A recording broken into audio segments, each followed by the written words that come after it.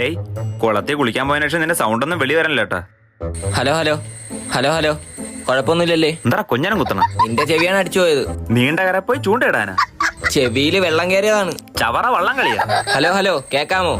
ഇപ്പൊ നിന്റെ സൗണ്ട് വെളി വന്നു. എന്റെ സൗണ്ടല്ല അടിച്ചു പോയത്, നിന്റെ ചെവിയാണ് അടിച്ചു പോയത്. അടുത്തേക്കുമ്പോ കേക്കാടാ. ഈ ചെവി വെച്ചാണ് നാളെ നീ ഇന്റർവ്യൂവിന് പോണത്. ദൈവമേ, അത് ശരിയാണല്ലോ. എടാ, ഈ ചെവിമച്ച എങ്ങനെയാടാ നാളെ ഇന്റർവ്യൂവിന് പോണോ? നീ പോയിട്ടില്ലേ എവിടാ? ക്വസ്റ്റ്യനെ കത്തി പറഞ്ഞാടാ. ആദ്യം നിന്റെ പേര്. 6-ാം നമ്പുരാൻ? 6-ാം തമ്പുരാനല്ല, നരസിംഹം. നിന്റെ പേരാണ് ചോദിച്ച പേര്. ജിഷ്ണു. വയസ്സില്ലേ? വയസ്സ്. ഫയസല്ലടാ, ജിഷ്ണു. എന്റെ പൊന്നെ, ഈ പൊട്ടനെ എങ്ങനെ പറഞ്ഞ് മനസ്സിലാക്കും? പേര് ജിഷ്ണു.